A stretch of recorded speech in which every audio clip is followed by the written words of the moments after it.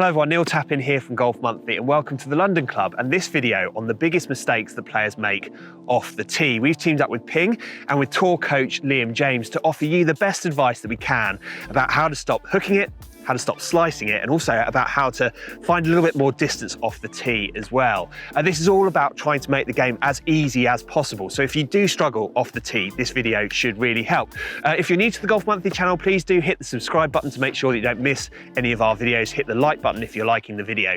But let's head out now onto the golf course here at the London Club and look at the biggest driving mistakes that players make.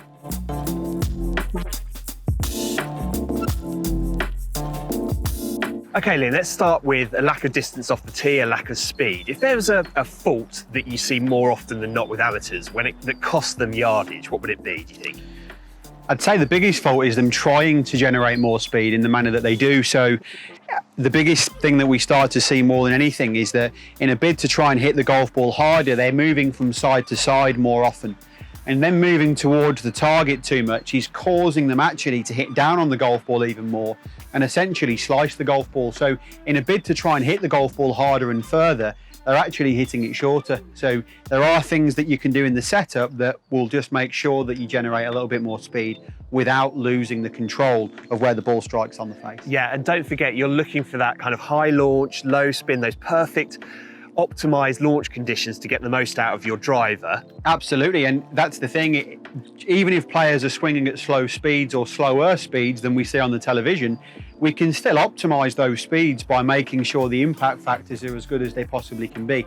And 90% of the time, that's just how they set up to the golf ball. That's got nothing to do with what's happening in the swing. Okay, so give us some ideas about what people should be looking out for. So the biggest thing, first of all, is I think we need to maximize everything we can in the setup in order to actually wind up behind the golf ball and give ourselves the biggest range of movement we possibly can. And a very simple tip for that would be, obviously, the first thing to just keep an eye on is the ball position. We want to make sure that's inside my left heel. But I've got a nice wide base here now. But if you have a look, you can see my toes are fractionally turned out. Now, yes. What that's actually enabling me to do now is turn my hips. Okay, if we see players, which we see a lot of, almost turned in with their toes, it really restricts their range of movement and it's impossible for them to make a full turn up to the top of the backswing. Yeah, so that little bit more range of movement in your hips gives you more range of movement in your shoulder, Absolutely. Which is what you're looking for that big wind up. And then it's a bigger rotation. It's not necessarily more effort. It's not them doing it any faster. All you're doing simply here is turning your toes out, freeing your knees and your hips up to complete a full turn. And as a result of that, you're going to generate more speed. Okay, go on then. I'll show you. Talk us through it. Hit one for us. So again, ball up off that left heel. I've got a nice wide base with my toes turned out. I'm going to have a little rehearsal up to the top, full rotation. Then I'm just going to go ahead and give it a hit.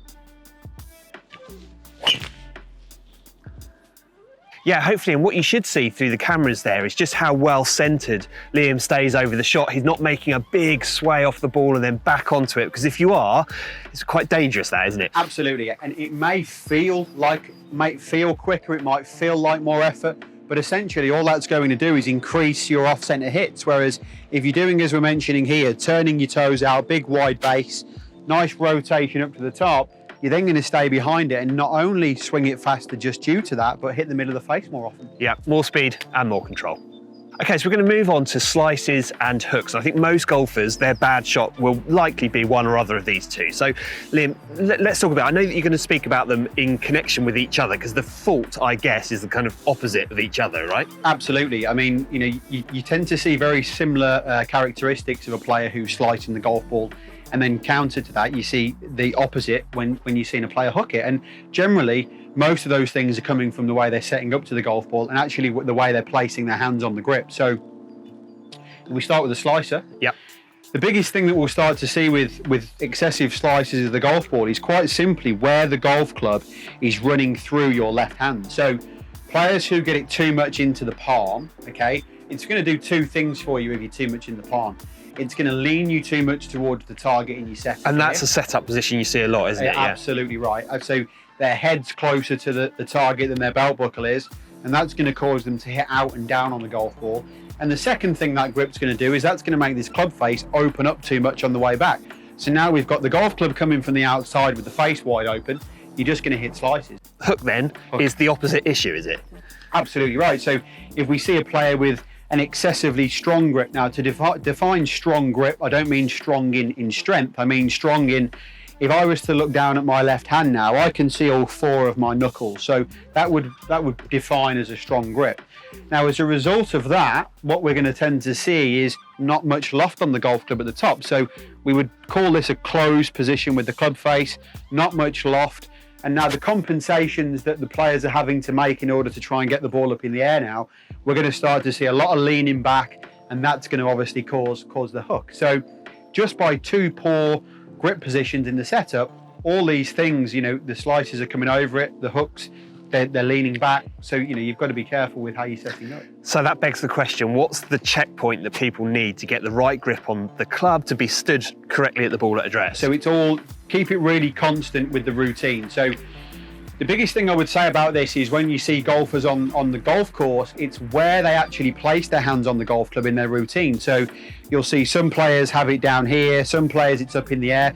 Keep it really consistent. We want to hold the golf club up out in front of us, shafts parallel with the ground here. And I'm just going to run this golf club just through the fingers of my left hand. And if I place a little look now, and I just have a look at my left hand, I've got a 2-knuckle left-hand grip now. So that's what we would define as a neutral grip. That's going to feel much weaker to a guy who grips it strong, and it's going to feel much stronger to the slicers. But just by fixing the left-hand grip, it's going to offer us the chance to get set up fractionally in behind the golf ball with my shirt buttons, but now I've got a neutral left hand in order to make sure that club face is square throughout my swing. Okay. Go on then, Liam, hit one for us. Let's see what it looks like. So I'll show you my routine. Shaft up in front of me, club in the fingers, 2-knuckle left-hand grip, and then I'll give it a hit.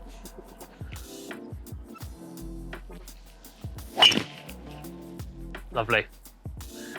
So there you have it. If you are struggling with your driving, I think that the advice that Liam has given us there shows that it doesn't have to be a big technical fix to do with any of the complicated movements in your golf swing. It can be something simple, and a lot of the time, these things can be done at address, and there's no reason why any golfer can't get them right. Thanks for watching. We'll see you next time.